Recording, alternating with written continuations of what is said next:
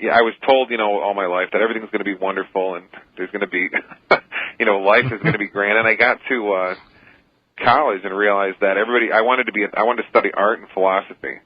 And everybody told me, no, that's ridiculous. You'll never get a job. Forget it. What you need to do is study computer science and all this.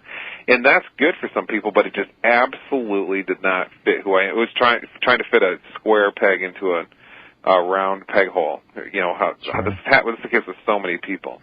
And so I just became miserable, thinking, I'd have to live the rest of my life doing these jobs that I don't like if I go to college or if I don't. So my whole life was basically going to be one of drudgery and slavery and unhappiness, and I just didn't want, and I became quite unhappy for several years, really. And Buddhism offered a complete escape when I discovered it through a couple of books that I'd read. And it really truly can be an escape from pain and so forth. But what I did not know when I got into this path is that there's two spiritual paths you can go down. If you're in a religious quest where you're not just believing and have faith and so forth, you go far deeper and you're trying to generate spiritual experience, ecstasy and so forth, which is the proper, we all should be doing this, as we can explain later. But what I did not know is you can go two extreme directions. One is, I can pick this up after the break. Yeah, let's do that. We'll be right back, folks. Yes, indeed, folks. We are talking with my new co-host, Jeffrey Grupp. That is it's Professor Jeff Grupp. And we're talking about the religion of the Illuminati. And it is a very dark spiritual side that, as he was discussing, has been built, manufactured in all of us. And, Jeff, before you continue, you were talking about how war, a lot of the participants of war, once they get involved, they start to do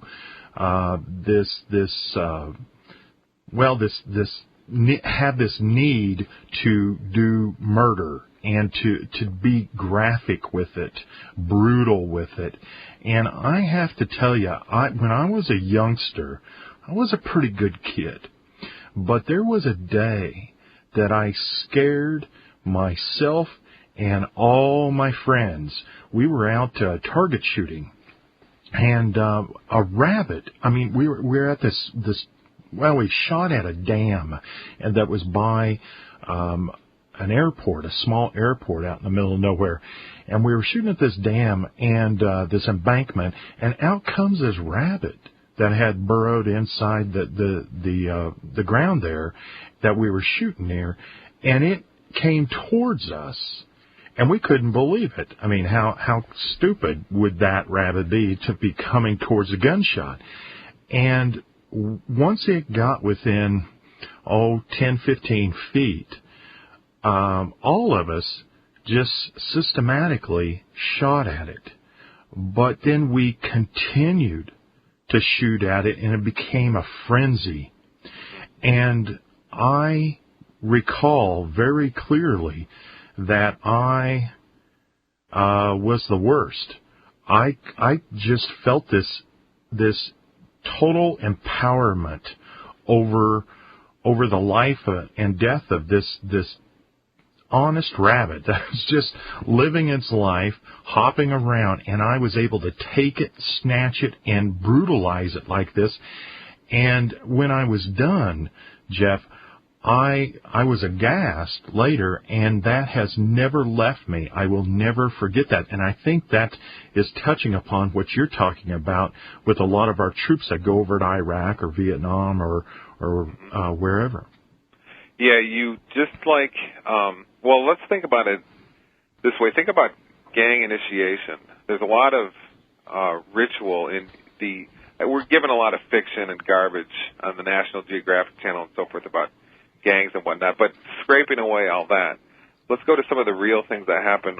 One thing that happens worldwide in various male groups and gangs or whatever that have a violent nature is an initiation will be that one of the men is going through the initiation will have to commit some act of atrocity, a murder or something.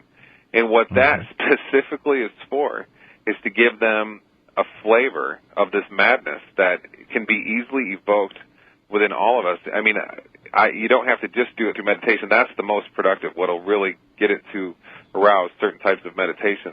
If you don't know what you're doing, you don't know how to will yourself to the path of the light of God, for example.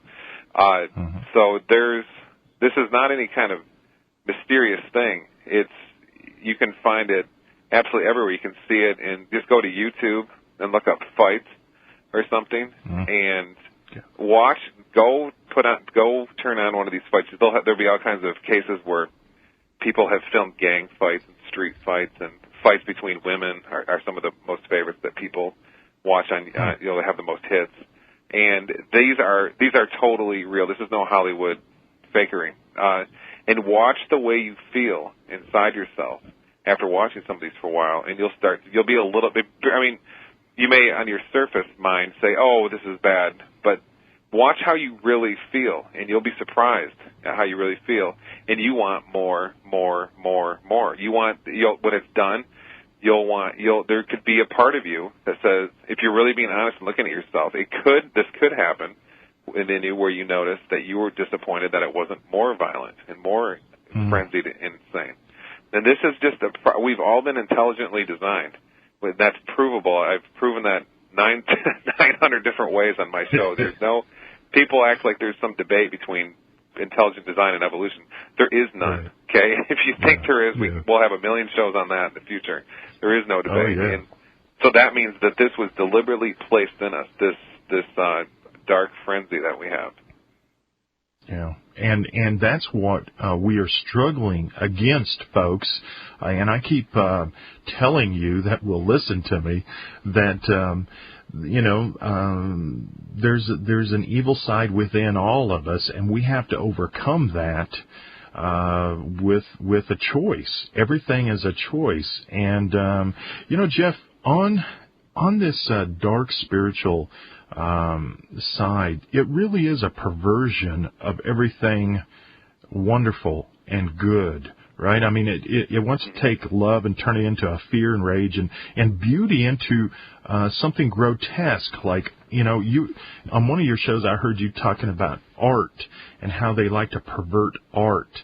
And we on this show, the last couple of Mondays, with my daughter, have decoded some videos, MTV videos of hip-hop, and showing that they're really satanic rituals, but they were very...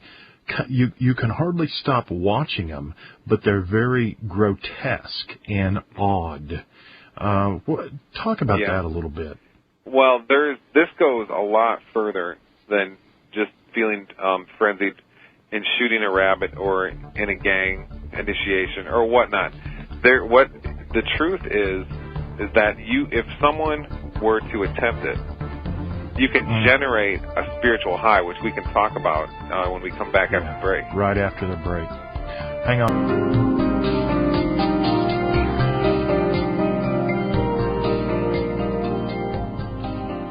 Each and every bumper, folks, is a different song. So give me your feedback on that, too, along with what you think of the team-up that I have here, me and Jeffrey Grupp.